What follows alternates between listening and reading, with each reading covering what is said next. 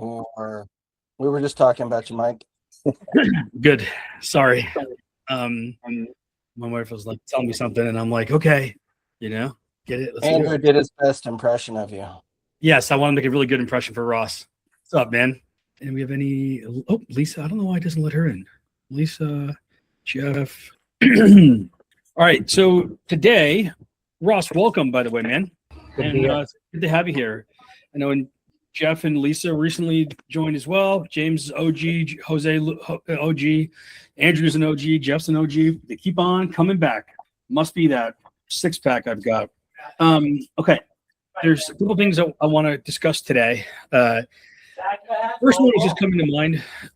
It's unrelated to what's in the curriculum, if you will.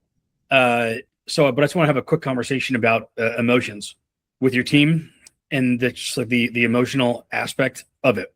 So let's do that. Let me make sure I have my full thoughts down here because I don't have this pre-written. Is this where we just yell, "There's no crying in baseball," and move on? No, that's very Gen X of you. I mean, not everybody gets a. No, this is all right. Let's ride. No, of course, we all know about A League of Their Own. That's just a very, I would say, it's like a Gen X take on stuff. I don't know if you're a millennial or Gen X, but all right, let's ride. So the first thing about it, so when it comes to your team, there are a couple of really important emotions that you take into consideration. Number one is the consistency. And number two, so like consistency equals safety. And number two is your voice has a megaphone. Okay. So consistency is safety and your voice is a megaphone. I'm not sure if this will take the whole time. And then we can move on to the next section we're supposed to be on in the curriculum. But so with consistency, if you are in an environment where things are slightly different all the time, you start to reserve yourself more and more and more and more and more. Maybe you've been in a relationship even you could think of with like a girl or a guy where you feel like it hasn't been safe. You're kind of had to walk on eggshells. Eventually you start closing yourself off because you're not sure how much you can expose because it makes you nervous. So sometimes your boss is yelling. Sometimes your boss is not. Sometimes your boss seems disheveled. Sometimes your boss does not. Sometimes your boss runs a Monday meeting. Sometimes he does not. This makes you close yourself off. Not because you think, oh, he kind of sometimes runs one-on-ones, sometimes doesn't, sometimes run Monday meetings, sometimes doesn't. Maybe he'll hurt my feelings. None of that is happening like consciously.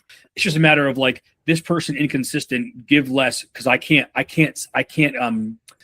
see a pattern. So I should expose less of myself to is what's happening. Okay. So on the other hand, if you're extremely consistent, all the same shit happens all the time. This allows people to be like, I'm going to open up completely. And when people are more open that your team can be with you emotionally, as well as, with their work, the more you can motivate.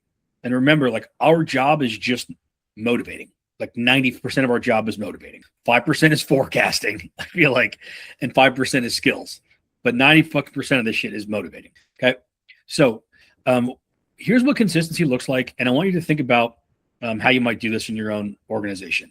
So you guys know some of my pillars: feedback, coaching, one-on-ones, change management, pipeliner. So that means if you were on my team, if I pulled everybody who I ever managed in a room, I bet you the majority of them would be able to say, Mike runs Monday mashups. He's going to run a one-on-one. It's going to be 10-10-10. And he's going to run a pipe review where he says, why can't that deal close today? And a bunch of other shit. But they'll know those things because I did them consistently. Okay. So I'm going to show, so one benefit to the consistency is the safety that we create within everybody. The other benefit to the consistency is it creates the culture. So I've said this before, I'm kind of like blurring into a few different lines here of other topics I might talk about. But if in the US, sometimes we do fireworks in the 4th, sometimes we don't. I would be more than willing to bet we would not see ads in Target for put on overalls that have American flags on them. I would bet Budweiser would not change their cans to American flags. We do this, but the consistency of us celebrating July 4th, as highlighted here with the fireworks, lets everyone else see that as part of the culture. And then they start adding to the culture. So the culture was originally just a flag and probably a song. And now it's like TikTok ad of fucking men's jorts, right? Because it's created its own culture. No one told that company you should make jorts and make them red, white, and blue. They just felt like this was part of the culture. Okay. So we bring this back to your team for a minute. If you're consistently running Monday mashup, you're consistently running one-on-ones, you're consistently running pipeline reviews, what you'll see happen is in your pipeline reviews, instead of you having to say, why can't this deal close today? They will have already thought through why this deal can't close today. Instead of you having to say, you're not as good as Jake, they're going to say, hey, I know that in the Monday mashup, I'm lower than Jake in the leaderboard. And I don't want to see that again on Thursday. Or I'm going to actually work more on Friday because I want to be prepared for our one-on-one. So like they will start to do those sorts of things. I've had people too that have said like, hey, can I take over this section of the Monday mashup to discuss X, Y, or Z? It's like, yeah, dude, you are adding to the culture. Okay. Great. So that's again, the benefit of this. And some examples for me are the pipe reviews, the one-on-ones and all that stuff. I'm gonna go. What I urge you to do is think through what are the things that if I were to pull all of my reps together from all the different companies, they would consider consistent. Now, nothing is too little to be consistent on. Consistent can be the clothes you wear. I'm one of those weird guys for like 3 years. I wore the exact same clothes. I had 20 white Oxfords and like 4 pairs of these Gap jeans. That's all I wore every day. And these Adidas for like 3 years. It could be in the naming convention, Monday mashup. It could be in some of the words you say or phrases you say. Like, your dad's got weird phrases. Your mom's got weird phrases. That's part of the culture. If your dad stopped saying, hold your horses, it would feel like, is dad all right? Does he have dementia? What the fuck's going on, right?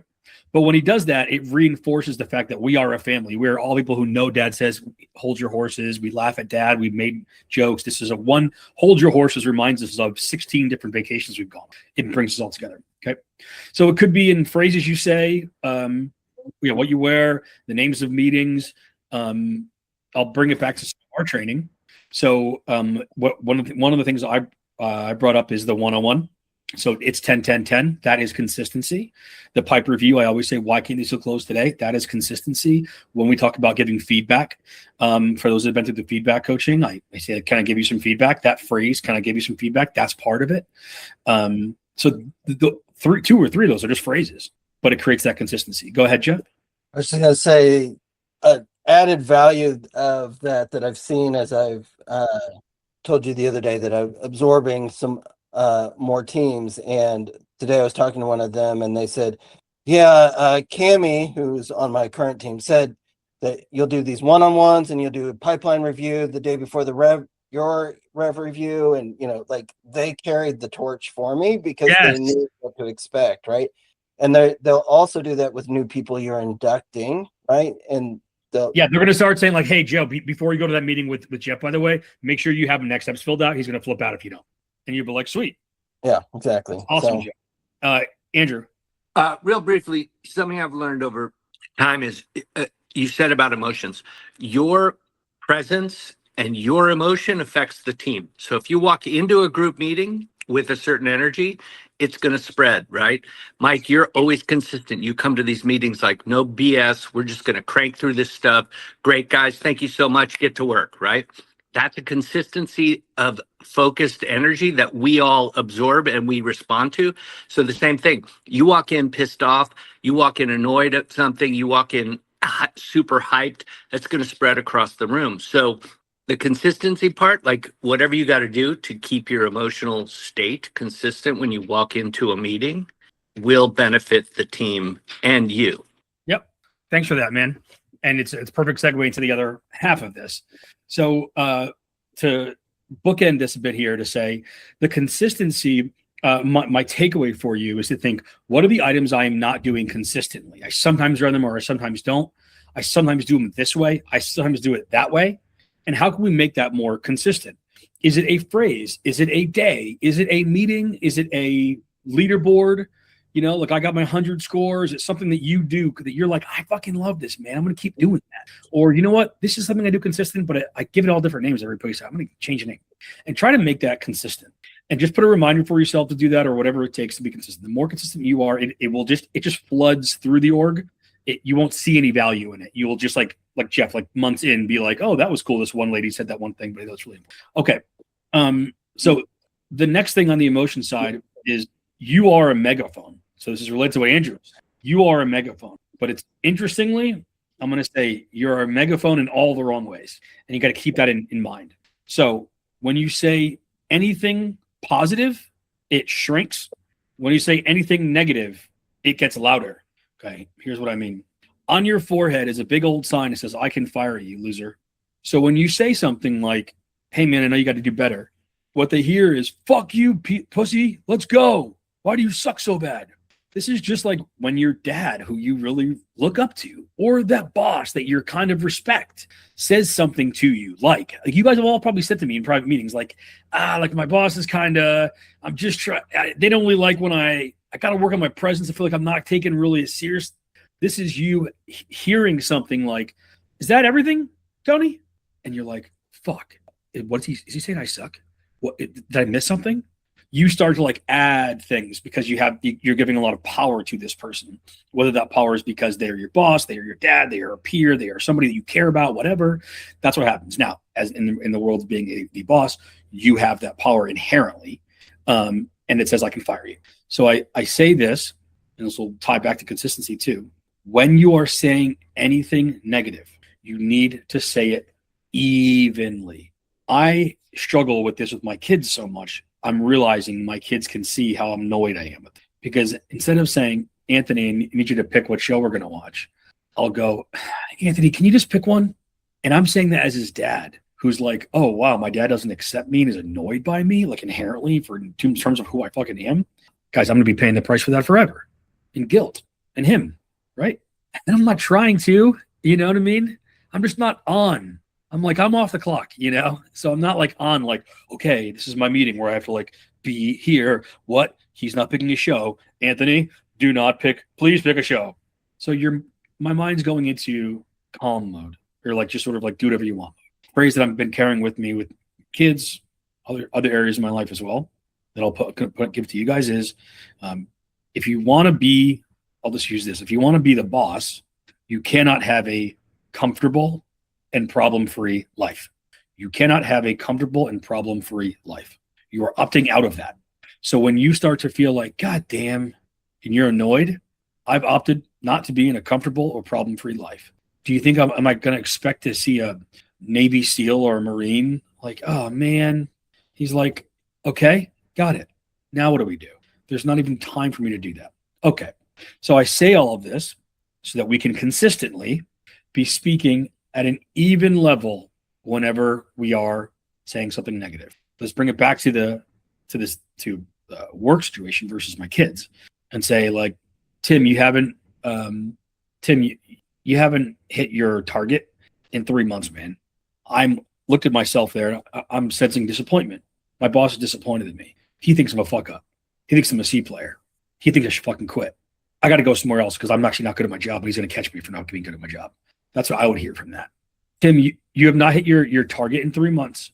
Let's keep talking about it. Tim, you have not hit your target. I'm like, it's hard for me to do that. You have not hit your target. Let's have a conversation about that.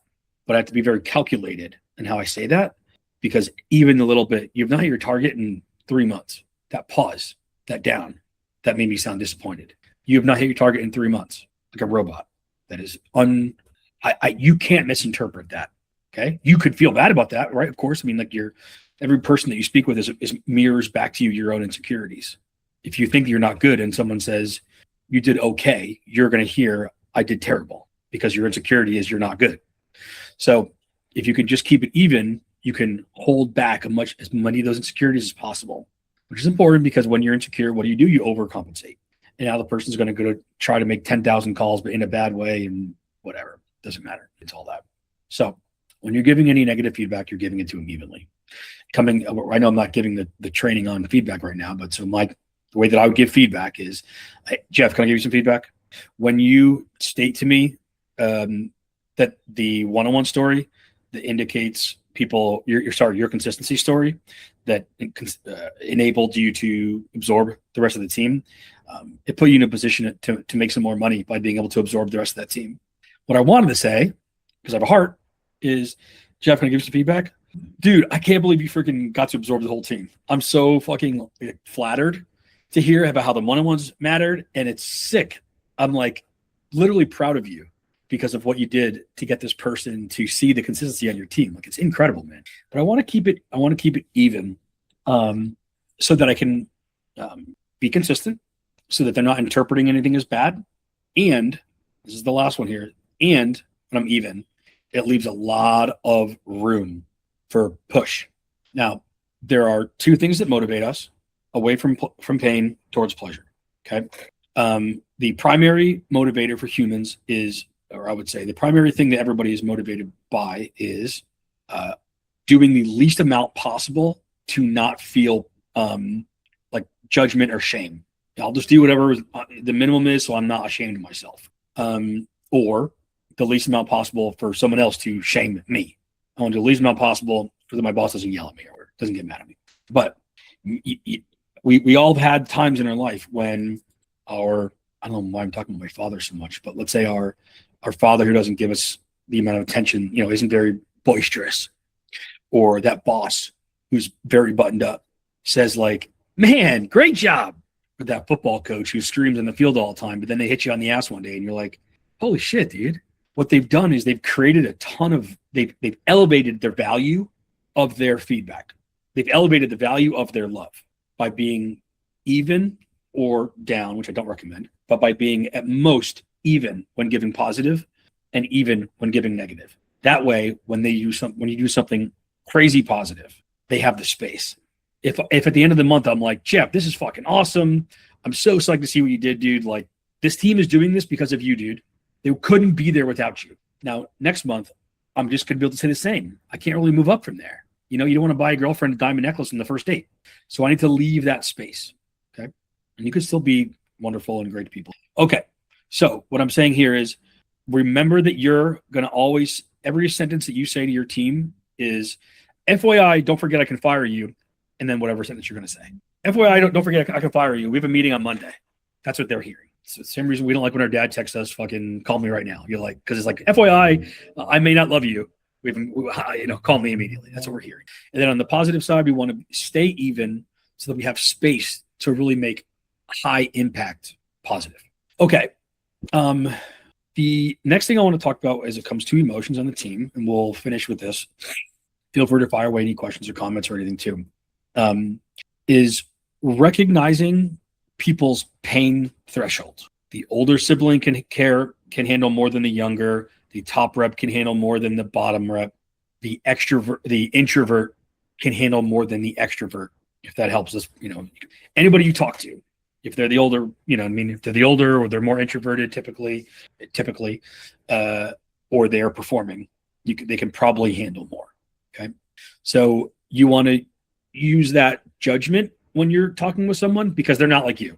I've hurt so many people's feelings. I still feel so bad about it. I worked at the company, this woman Ashley, and I tried to be even. I came in, it was my first day, and I met with her for a one-on-one, and she hadn't closed anything that month. This is all inbound. Everybody closed like 30 grand plus or whatever it was. And so I was like, hey, Ashley, I saw that but I got nervous, by the way. I remember this still. This was like 10 years ago, not even. But I was like, hey, Ashley, like I saw like you didn't close anything this month. And I just want to be clear, not closing anything it's not going to work for me here. It doesn't really meet my expectation. She started bawling and she like tried to get me fired. And it was so bad for like 3 years. It was so bad, very bad. Like went right to HR. You know what I mean? This is my first day.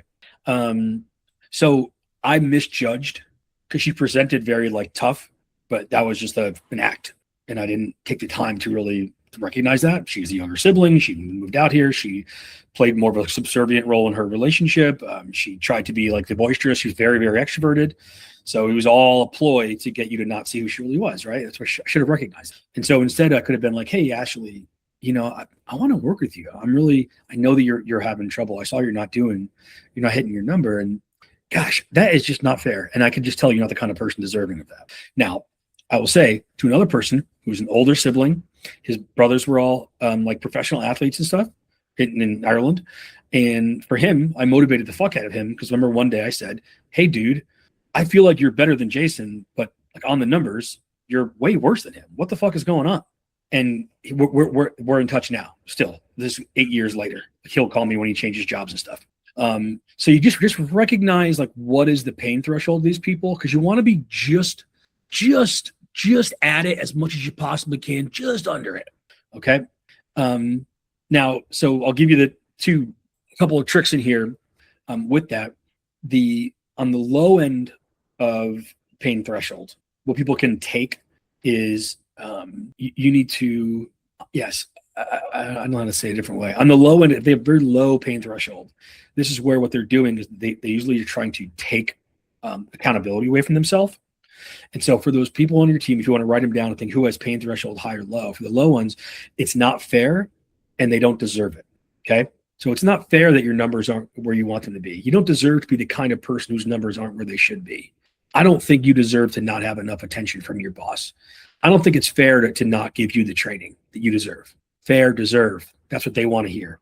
At the top, it's more you want to show the gap between where they are and where they can be. We talk a lot about this motivation gap, and we'll talk more about it other times. But in particular for the top people, they are usually motivated because they think they are a certain way. They're like, if I do that, dad will love me. If I get an A, dad will love me. And then when they get an A, dad goes, I don't love you. So then they get an AP class and get an A.